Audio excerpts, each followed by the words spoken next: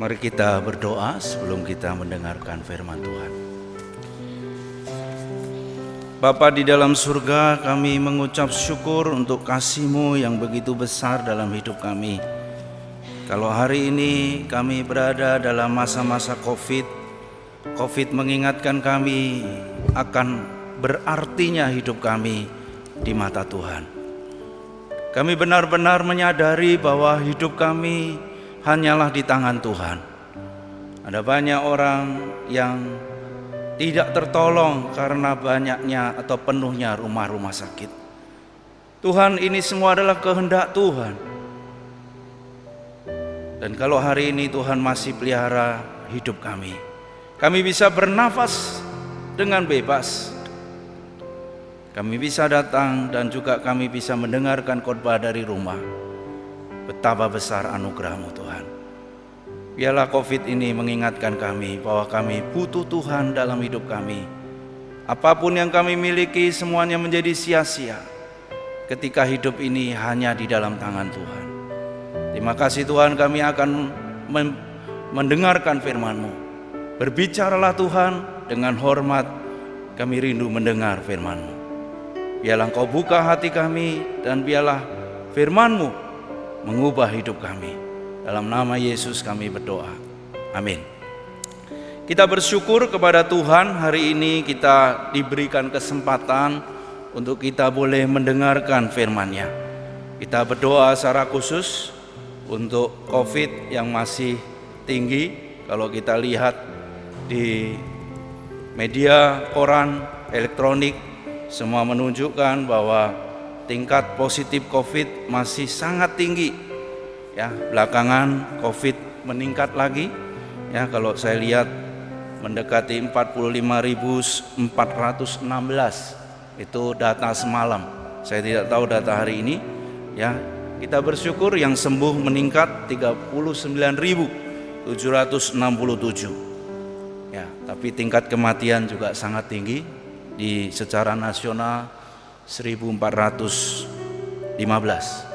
Ya, kalau di Sumatera Utara kita bersyukur tingkat kematian rendah 3 orang yang saya lihat di surat kabar hari ini, tapi tingkat positif masih di atas 1000. Jadi Bapak Ibu, ini menunjukkan bahwa kita perlu berhati-hati dan menjaga diri kita. Ya, kita harus tetap beraktivitas karena kita lihat ya sudah setahun lebih, tapi kita perlu menjaga protokol kesehatan. Ya, mari kita membaca firman Tuhan di dalam Injil Markus ayat 6 ayat 30 sampai 34 dan 53 sampai 56. Saya akan membacakan bagi Bapak Ibu sekalian. Kemudian rasul-rasul itu kembali berkumpul dengan Yesus dan memberitahukan kepadanya semua yang mereka kerjakan dan ajarkan. Lalu ia berkata kepada mereka, marilah ke tempat yang sunyi supaya kita sendirian dan beristirahatlah seketika. Sebab memang begitu banyak orang yang datang dan yang pergi, sehingga makan pun mereka tidak sempat. Maka berangkatlah mereka untuk mengasingkan diri dengan perahu ke tempat yang sunyi. Tetapi pada waktu mereka bertolak, banyak orang melihat mereka dan mengetahui tujuan mereka.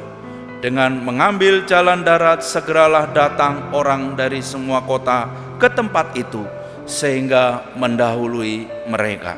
Ayat 34, ketika Yesus mendarat, ia melihat sejumlah besar orang banyak, maka tergeraklah hatinya oleh belas kasihan kepada mereka, karena mereka seperti domba yang tidak mempunyai gembala.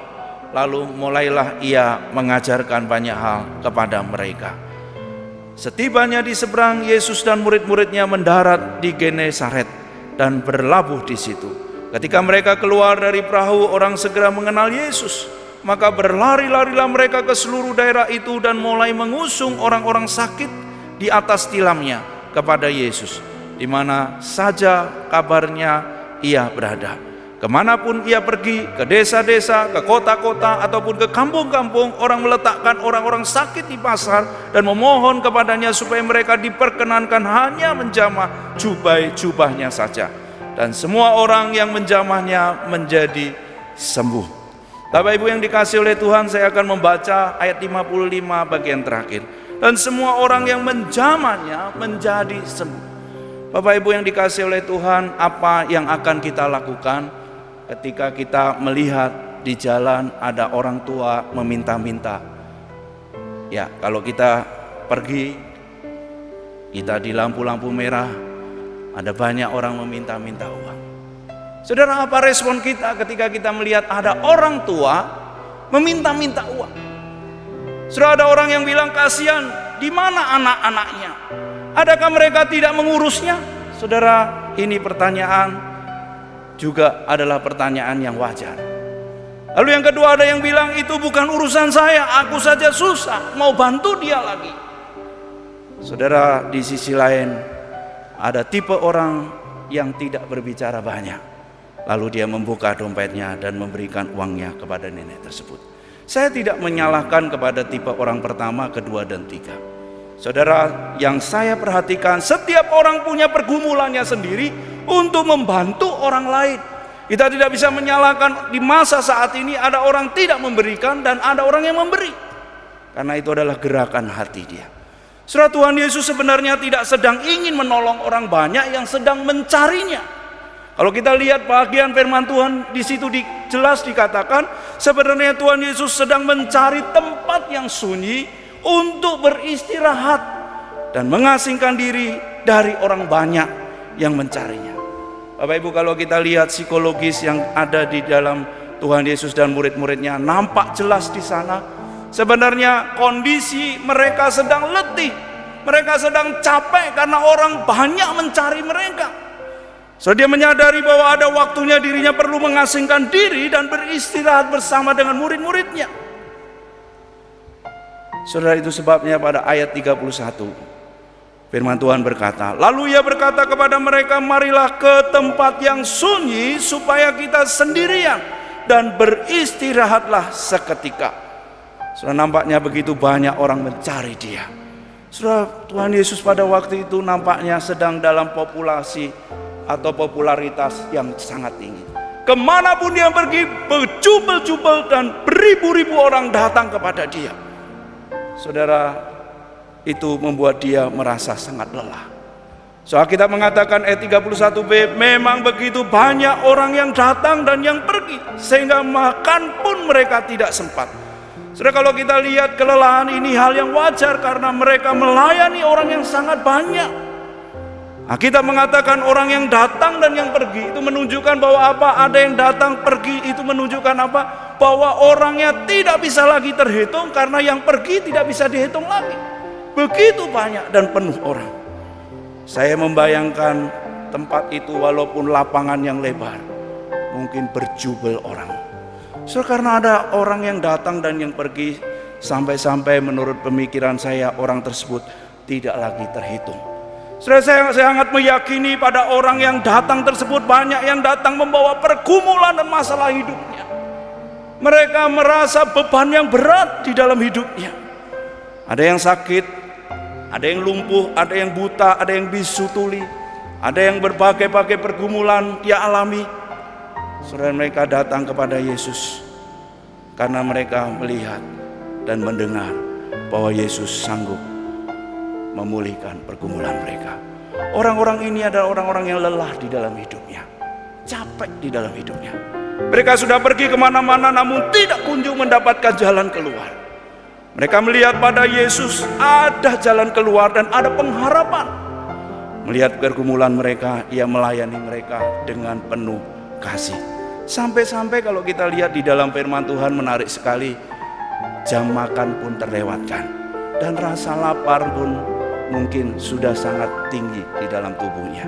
Soal kita mengatakan begitu banyak orang datang dan yang pergi sehingga makan pun mereka tidak sempat. Saudara, kalau makan saja tidak sempat, saudara, itu berarti Tuhan Yesus tidak lagi memperhatikan apa yang dalam diri atau tubuhnya. Saudara, itu sebabnya Tuhan Yesus mengambil keputusan untuk mengasingkan diri dari orang banyak. Dengan apa? Dengan menggunakan perahu.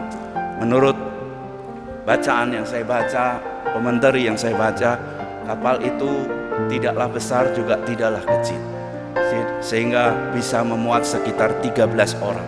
Saudara, 13 orang adalah satu kapal yang berukuran sedang, dan itu berarti 13 orang itu cukup dengan 12 murid dan satu Tuhan Yesus. Jadi kapal yang cukup untuk mereka. Namun sejauh Tuhan Yesus menghindar dari orang banyak itu, ternyata mereka sudah sangat haus mendengar dan berjumpa dengan Tuhan Yesus. Mereka tidak letih dengan panasnya matahari. Mereka terus mencari dan terus mencari Tuhan Yesus. Itu sebabnya ketika Tuhan Yesus dan para muridnya mendarat, ternyata orang banyak itu sudah ada di sana. Ayat 33 mengatakan, tetapi pada waktu mereka bertolak, banyak orang melihat mereka dan mengetahui tujuan mereka. Pada akhirnya ketika Tuhan Yesus mendarat, ternyata mereka sudah mendahului Tuhan Yesus. Saudara, dalam pemikiran dan benak kita, Tuhan Yesus mungkin marah kepada mereka. Sepertinya privasinya tidak dihargai lagi. Sepertinya waktu pribadinya tidak ada lagi. Dan saya katakan di ayat sebelumnya, ada rasa lapar dalam dirinya. Saudara, kalau secara psikologi kita perhatikan, orang yang lapar bisa punya kecenderungan besar untuk marah. Kenapa marah? Karena dia lapar, sehingga dia perlu marah untuk dia mau menyendiri saja. Saya menarik dalam rasa laparnya dan kelelahan, Tuhan Yesus berkata kepada mereka, ayat 34, melihat sejumlah besar orang banyak, maka tergeraklah hatinya oleh belas kasihan. Dikatakan maka tergeraklah hatinya oleh belas kasihan. Peristiwa ini tidak lazim terjadi pada umumnya. Pada umumnya orang akan makan terlebih dahulu, barulah dia melayani orang lain. Saudara, pada profesi apapun pekerjaan kita, kalau seorang dokter melayani pasien, kalau sudah jatuh temponya, ya sudah sampai situ. Dia tidak akan menambah lagi jumlah pasien. Saudara, itu adalah kode etik pada umumnya. Tetapi kita lihat orang begitu banyak dan dia merasa belas kasihan kepada orang ini. Saudara, belas kasihan Tuhan Yesus adalah belas kasihan ilahi yang berasal dari Allah, di mana belas kasihan tersebut melebihi rasa lapar yang sedang ada di dalam tubuh atau fisik. Saudara, kalau manusia, saya sangat yakin orang akan ngomel karena terlalu capek. Dan kalau saya membayangkan psikologi murid-murid pada waktu itu, saya yakin murid-murid ini juga sudah tidak tahan lagi, karena dia manusia yang biasa. Namun kalau kita lihat di sini, Tuhan Yesus menggunakan kasih ilahi. Belas kasihan itu adalah belas kasihan secara ilahi. Saudara, didasari dari apa? Dari kasih agape, kasih Allah kepada manusia yang berbeban berat dan berdosa. Belas kasihan ilahi ini mengusik hati nuraninya untuk tidak berkata tidak kepada orang-orang yang membuntutinya. Seolah-olah hatinya tidak tega melihat orang yang lemah, orang yang miskin, orang yang berjalan pada dosa dan berujung kepada kebinasaan. Menurut bacaan yang saya baca, belas kasihan ini di dalam perjanjian lama dan perjanjian baru lebih mengarah pada umumnya adalah kepada orang-orang yang lemah, yang miskin. Saudara, ini sebenarnya benar, karena Tuhan Yesus melihat orang-orang yang sakit, orang-orang yang berbeban berat, punya masalah banyak. Dia datang pengen disegarkan dengan firman yang Tuhan Yesus sampaikan. Saudara, lebih dari itu sebenarnya orang-orang ini berujung kepada kebinasaan. Sehingga Tuhan Yesus melihat orang-orang ini adalah letih lesu juga secara rohani. Saudara, belas kasihan Tuhan Yesus digambarkan seperti gembala kepada domba-dombanya. Dia membalut setiap kaki domba yang terluka. Dia mengulurkan tongkatnya untuk menolong dombanya yang terjatuh agar dombanya tersebut terselamatkan. Dia menggendong setiap domba yang kakinya tidak sanggup lagi berjalan. Dan yang paling besar, dia memberikan nyawanya sendiri untuk melindungi domba-dombanya dari kawanan binatang buas yang setiap saat ingin memakan domba-dombanya. Saudara, untuk itulah dia melayani mereka dengan belas kasihan. Ayat 34b, karena mereka seperti domba yang tidak mempunyai gembala. Saudara, gambaran ini juga dikutip dan ditulis di dalam Yohanes 10 ayat 12. Demikian bunyinya. Akulah gembala yang baik dan aku mengenal domba-dombaku dan domba-dombaku mengenal aku. Saudara, kata-kata ini ingin mengatakan kepada setiap kita manusia bahwa Dia mengenal setiap pribadi kita. Hari ini Tuhan Yesus menempatkan kita adalah domba-dombanya. Saudara, Dia mengenal kita dan punya Dialah kita, kawanan domba gembalaannya. Hari-hari ini kita berada dalam situasi yang sulit. Saya mendengar di Medan, Jawa, dan daerah-daerah yang lain, COVID cukup sulit dan cukup tinggi. Di beberapa tempat sampai cari rumah sakit aja sulit, sampai di barat-barat. Di Medan saya ada dengar ada orang meninggal, ini kisah nyata, karena nggak mendapatkan tempat. Jadi saturasinya oksigen turun, ya nggak bisa lagi nafas, akhirnya meninggal. Bapak Ibu, itu terjadi banyak. Saudara, hari ini kalau kita sehat berarti ini anugerah Tuhan. Saudara, saya mendengar di satu tulisan menarik sekali. Ada seorang dokter, ini seorang anak Tuhan bernama Dr. Paulus. Dia praktek di Jakarta, sangat ramai, pasiennya banyak. Dan yang menarik, pasiennya ini adalah semua pasien COVID. Saudara, tentunya kalau kita buka praktek di masa saat ini, tentunya sangat riskan, karena dokter yang mati juga banyak gitu. Tapi ternyata dia tetap buka terus. Saudara, yang menarik adalah sebelum dia menangani pasien-pasien tersebut, dia berdoa terlebih dahulu. Saudara, dia doakan pasien itu, kita doa ya. Dan menurut cerita, pasiennya banyak yang bukan agama Kristen. Didoakan, ya ikut aja gitu. Saudara, yang menarik lagi, di ruangannya dia setel lagu rohani. Saudara, pasien yang bercerita kepada dia ceritakan testimoninya, dia bilang dia sembuh, tapi waktu dia berobat itu, dokter itu selalu berbicara dengan penuh lemah lembut. Dan tidak sedikit di malam hari dia lagi sesak nafas, obatnya habis, dia telepon dokter. Dan dokter ini menerima dengan baik itu telepon daripada pasien sampai dia sembuh. Dia tidak menerima WA secara tulisan, dia menerima telepon setiap orang. Saudara, ini menarik sekali. Saudara, Tuhan Yesus juga lah demikian. Saya menggambarkan Tuhan Yesus sebenarnya menunggu telepon kita dalam doa. Dia menunggu setiap jeritan, tangisan, setiap kesulitan dalam hidup kita. Dan dia menjawab melalui firman yang kita baca. Saudara, yang menarik adalah orang Kristen banyak berdoa tidak membaca firman Tuhan, sehingga dia tak tahu apa jawaban Tuhan dalam hidupnya. Saudara, dengan demikian kita harus melihat belas kasihan Tuhan ini muncul dari pemahaman kita akan firman Tuhan.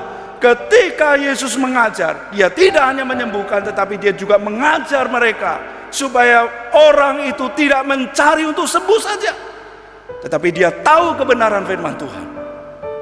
Bapak Ibu yang dikasihi oleh Tuhan, belas kasihan Tuhan itu masih ada sampai hari ini. Tuhan menantikan kita untuk telepon dengan dia. Seperti dokter tadi telepon, menerima telepon daripada pasien-pasiennya. Sebenarnya Tuhan juga menunggu telepon kita dalam doa.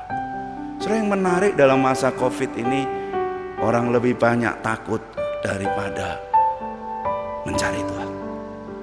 Saudara, ada cerita banyak orang divaksin, waktu berangkat katanya tensinya normal-normal aja. Udah sampai di sana hanya karena jarumnya takut, naik dia punya tensi. Saudara, Bapak Ibu, kita lihat demikian. Begitu takutnya kita akan sebuah jarum dapat membuat tensi kita naik. Saudara, begitu juga dengan hidup kita. Kita takut tidak bisa makan, sehingga kita lebih takut kepada dunia daripada kepada Tuhan. Padahal sebenarnya kalau kita berdoa kepada Tuhan, mungkin kita nggak hari itu tiba-tiba butuh beras, orang antar beras. Ada aja begitu. Tapi mungkin cara Tuhan bisa berbeda-beda. Tetapi saya mau bilang, dengan cara Tuhan ketika kita telepon dia dalam doa, asal kita berjalan pada kebenaran firman-Nya, Tuhan senantiasa mendengar dan menjawab keluh kesah kita. Bapak Ibu, mungkin kita hari ini khawatir akan hari esok kita. Ya, di guru kita sudah ada juga yang positif. Kadang-kadang saya mikir, seperti apa ya nanti ke depan. Saudara, COVID ini dulu nampaknya jauh. Kalau saya lihat tahun demi tahun makin hari makin dekat. Ya. Orang-orang yang nampaknya nggak mungkin ternyata bisa juga. Dan ada beberapa orang yang positif, ya, ada teman saya di Jakarta. Aku pun nggak tahu, sudah prokes begitu kuat, kok bisa positif? Aku pun nggak ngerti dari mana. Karena yang kita lawan adalah virus yang sangat kecil, yang kita nggak ngerti di mana dia berada. Tapi ya Bapak Ibu, tugas kita adalah menjaga kesehatan kita. Tetapi di luar itu sebenarnya kita punya kekuatan, yaitu Tuhan. Kita serahkan semua kepada Tuhan. Menurut ilmu kedokteran, saya kemarin dengarkan beberapa kita juga ikut seminar COVID. Sebenarnya kalau kita nggak khawatir, nggak takut, imun tubuh kita meningkat. Tapi karena takut, terbatas dalam pengetahuan tentang COVID, akhirnya takut berlebihan, lupa berdoa akhirnya, dan akhirnya tidak berserah sama Tuhan, dan akhirnya malah bahaya karena imun tubuh kita semakin menurun. Saudara Bapak Ibu yang dikasihi oleh Tuhan, berserah kepada Tuhan di masa yang sulit sangatlah penting. Tuhan tidak pernah tinggalkan kita. Tuhan senantiasa berjalan bersama dengan kita. Mari kita berdoa. Bapa di dalam surga, kami hari-hari ini berada dalam situasi yang sangat sulit. Secara perekonomian, ada banyak usaha yang hancur, ada banyak di media massa dan di berbagai tempat perusahaan-perusahaan yang kolab. Dan ada banyak orang hanya menggantungkan diri kepada sembako yang diberikan pemerintah. Itu sebuah keniscayaan. Dan kadang-kadang iman kami menjadi kecut. Sampai kapankah COVID ini berlalu? Dan ini bukan hanya dihadapi oleh kami, di semua negara hari-hari ini berperang melawan COVID. Namun satu hal yang kami percaya, di tengah kesulitan hidup kami hari ini, kami percaya ada Tuhan yang menjadi benteng terdepan. Hari ini Tuhan berbelas kasihan kepada setiap kami, karena kami adalah domba-domba milik kepunyaan-Mu. Dan Engkau mengenal setiap pribadi kami dan mengenal seluruh isi hati kami. Itu menjadikan kami menjadi damai dan memiliki pengharapan yang besar. Sebab Tuhan mengenal kami dan Engkau menganggap setiap kami adalah biji mata-Mu. Bapak, biarlah kami boleh menyerahkan seluruh pergumulan kami. Kami boleh menelepon Tuhan dalam doa dan percaya bahwa setiap kebenaran firman-Nya akan digenapi ketika kami sungguh-sungguh berjalan di dalam kebenaran. Terima kasih Tuhan, tuntunlah tiap langkah kami, dan biarlah Engkau menjaga hati kami untuk tetap setia di tengah masa sulit ini. Terima kasih Tuhan. Dalam nama Yesus kami berdoa. Amin. Tuhan Yesus memberkati kita.